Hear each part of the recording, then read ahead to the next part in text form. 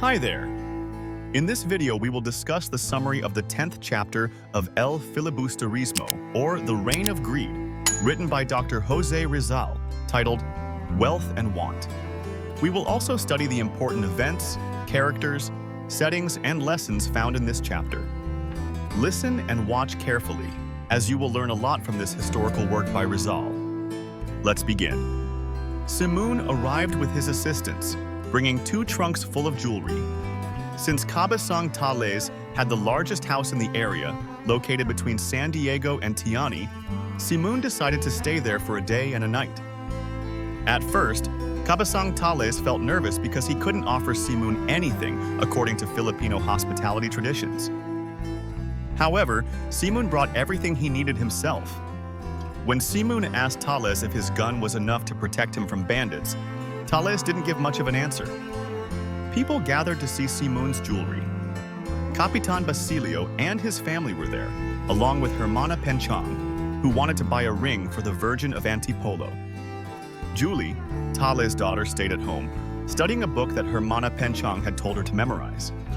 Simoun opened his trunks and showed off a variety of jewelry, necklaces, rings, and relics said to be from ancient times. Everyone admired the pieces, especially Capitan Basilio and Sinang. Simoun displayed different precious stones, including diamonds of various colors, rubies, emeralds, and sapphires. Seeing these riches made Cabasang Tales feel deep sorrow and envy, as he was struggling in poverty.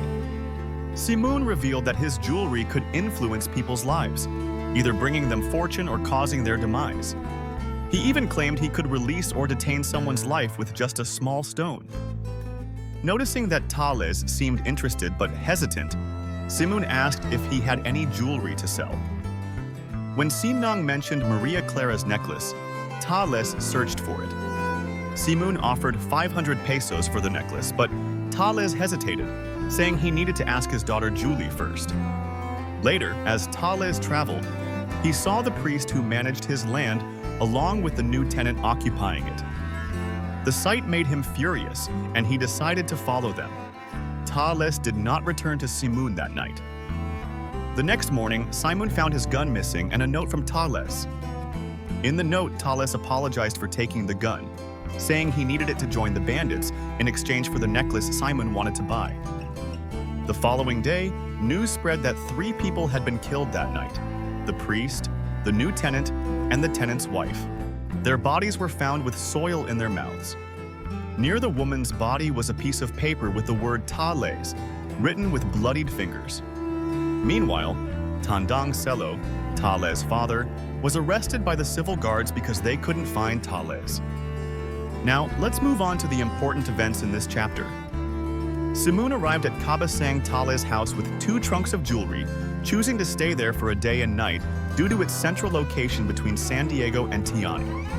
Simoun displayed his exquisite jewelry to the gathered townsfolk, including Capitan Basilio and Hermana Penchang, who admired the collection, while Cabasang Tales felt deep sorrow and envy over his poverty. Simoun offered to buy Maria Clara's necklace for 500 pesos, but Cabasang Tales hesitated, wanting to consult his daughter Julie first.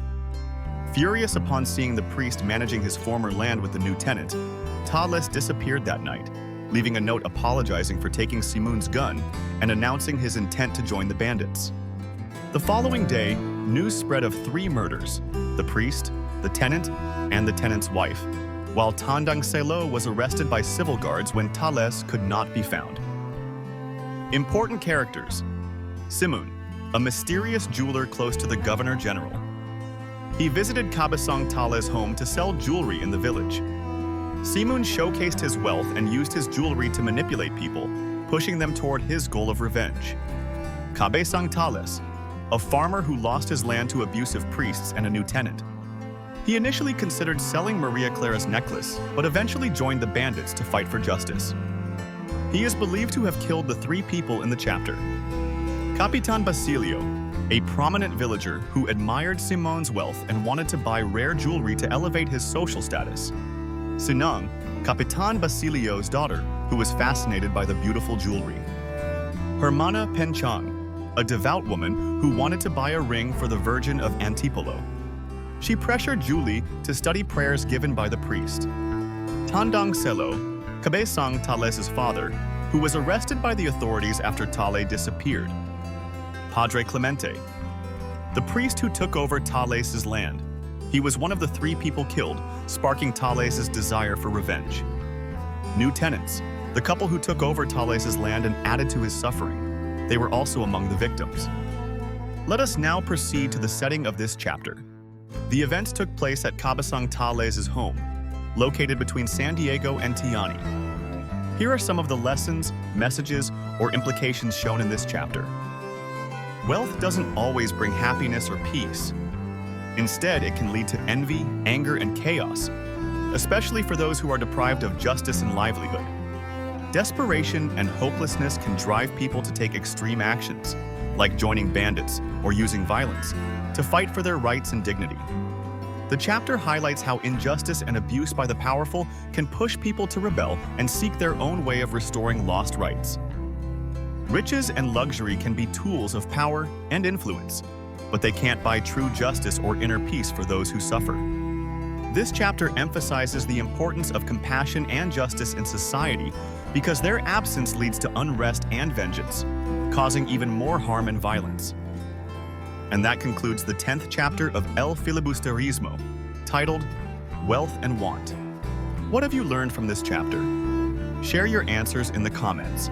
We also encourage you to like, subscribe, and click the notification bell to stay updated with our future videos. Until next time, thank you for watching.